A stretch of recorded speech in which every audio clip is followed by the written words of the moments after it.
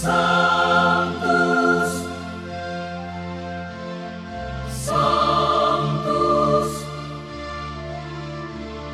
Sanctus Dominus Deus Sabaoth. Salam jumpa kembali saudara-saudariku yang terkasih dalam Tuhan kita Yesus Kristus. Salam sejahtera untuk kita semua. Berkat Allah yang Maha Kuasa senantiasa menyertai kita. Hari Kamis tanggal 2 Februari tahun 2023 adalah pesta Yesus dipersembahkan di Bait Allah.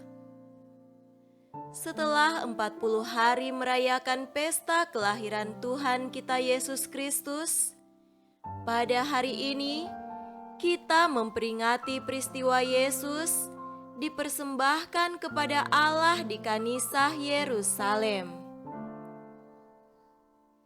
Peristiwa ini terjadi sesuai dengan tuntutan hukum Taurat Musa bahwa setiap anak laki-laki sulung harus dikuduskan bagi Allah pada hari ke-40.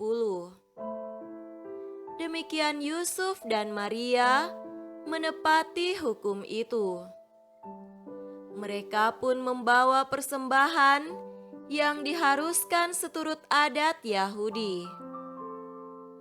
Mereka memberi teladan bagi kita dalam hal ketaatan pada hukum, baik hukum Tuhan, hukum gereja maupun hukum negara.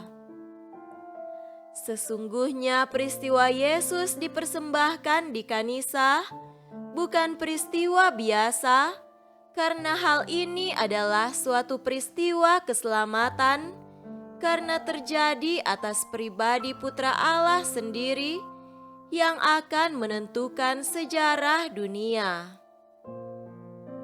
Dua orang saleh yang ada di Bait Allah, yaitu Simeon dan Hana, atas dorongan Roh Kudus, mampu mengenal Sang Mesias dalam diri Yesus. Demikian pula kita sekarang dikumpulkan oleh Roh Kudus. Kita pergi ke rumah Allah dengan tujuan untuk menyambut Kristus.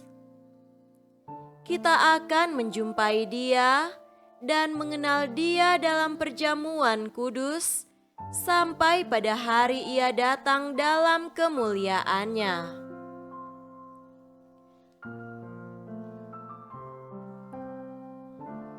Marilah kita mendengarkan dan merenungkan bacaan-bacaan kitab suci.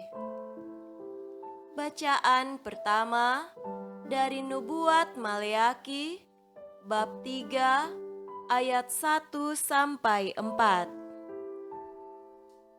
Lihat, aku menyuruh utusanku supaya ia mempersiapkan jalan di hadapanku.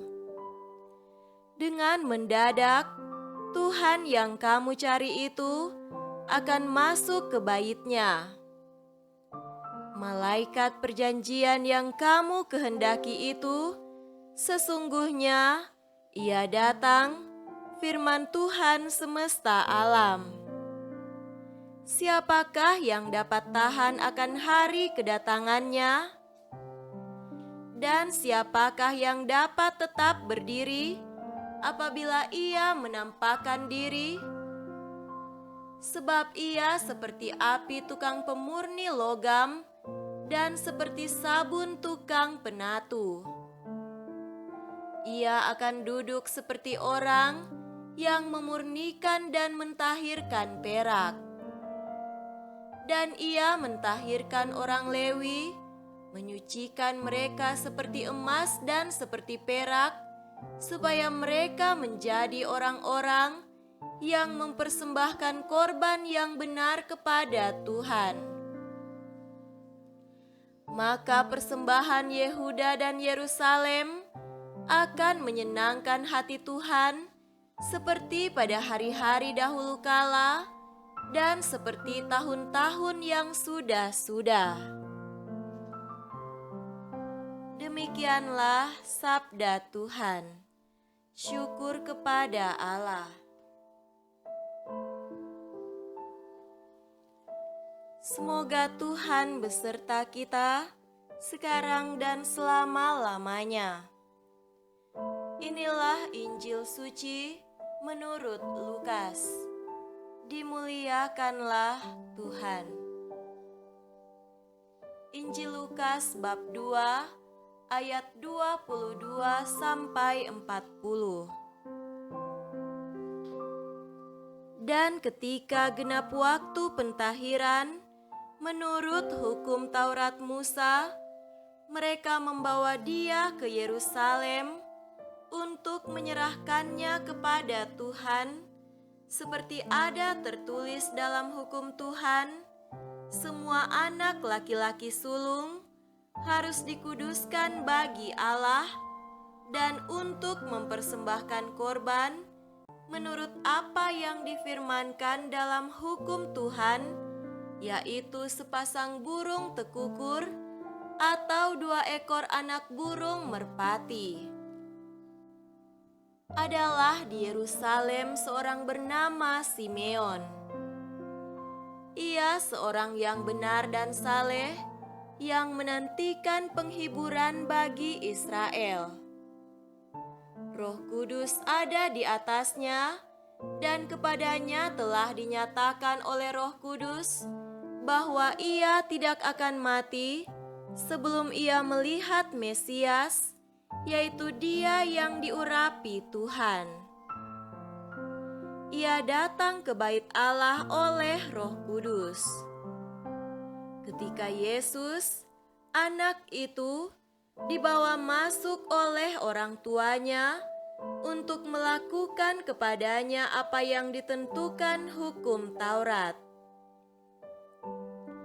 Ia menyambut anak itu dan menatangnya sambil memuji Allah, katanya, "Sekarang Tuhan, biarkanlah hamba-Mu ini pergi dalam damai sejahtera sesuai dengan firman-Mu, sebab mataku telah melihat keselamatan yang daripadamu, yang telah Engkau sediakan di hadapan segala bangsa, yaitu terang yang menjadi penyataan bagi bangsa-bangsa lain dan menjadi kemuliaan bagi umat-Mu Israel."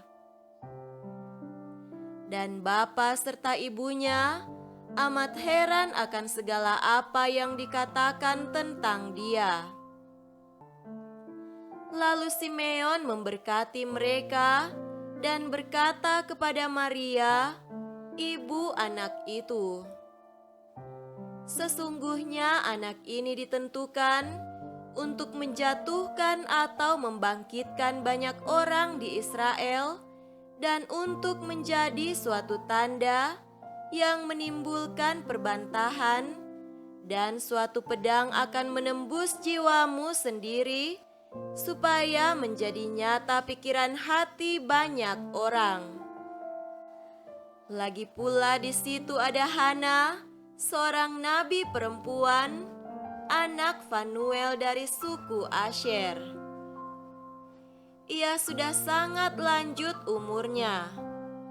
Sesudah kawin ia hidup 7 tahun lamanya bersama suaminya, dan sekarang ia janda dan berumur 84 tahun. Ia tidak pernah meninggalkan bait Allah dan siang malam beribadah dengan berpuasa dan berdoa. Dan pada ketika itu juga, datanglah ia ke situ dan mengucap syukur kepada Allah dan berbicara tentang anak itu kepada semua orang yang menantikan kelepasan untuk Yerusalem. Dan setelah selesai semua yang harus dilakukan menurut hukum Tuhan, kembalilah mereka ke kota kediamannya, yaitu kota Nazaret di Galilea. Anak itu bertambah besar dan menjadi kuat, penuh hikmat, dan kasih karunia Allah ada padanya. Demikianlah sabda Tuhan. Terpujilah Kristus.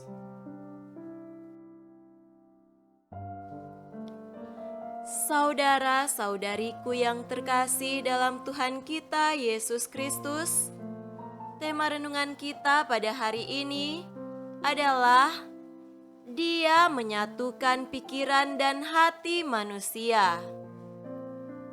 Lagu Hidup Rukun dan Damai, ciptaan Pastor Marcel Rarun MSC, menjadi sangat populer dan menyentuh hati banyak orang di Indonesia.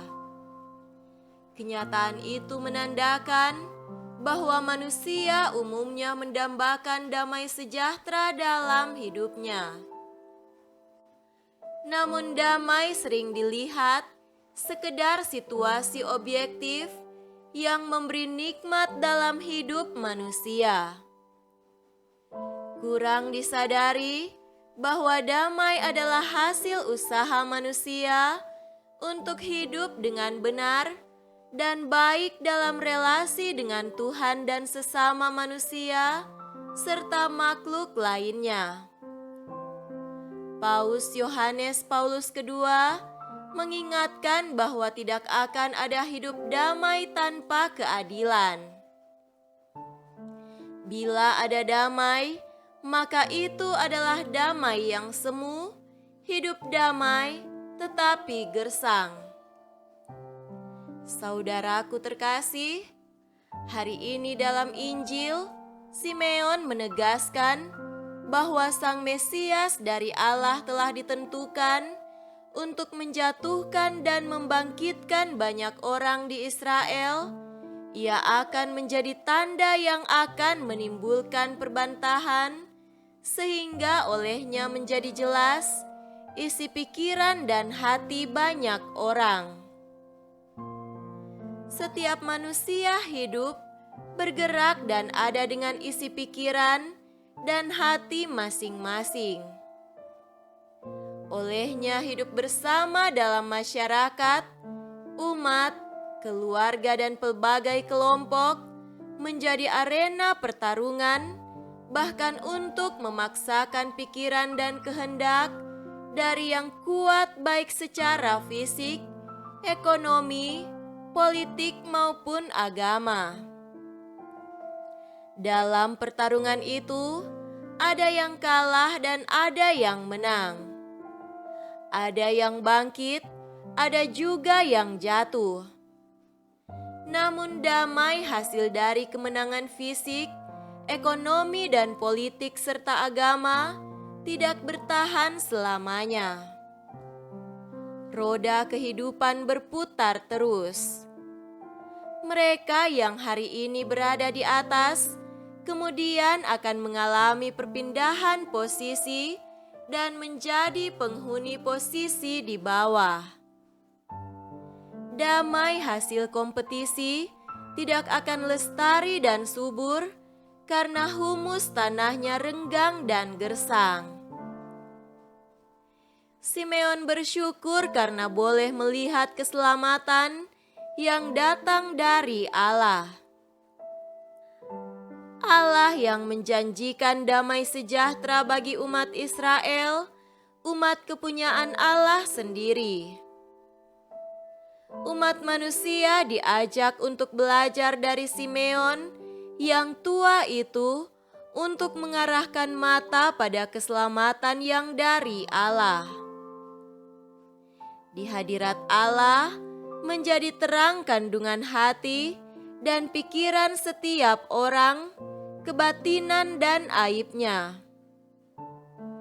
Dengan memandang Allah, setiap orang dituntun untuk melebur kebatilan hati dan budinya, serta membersihkan aib dari hidupnya.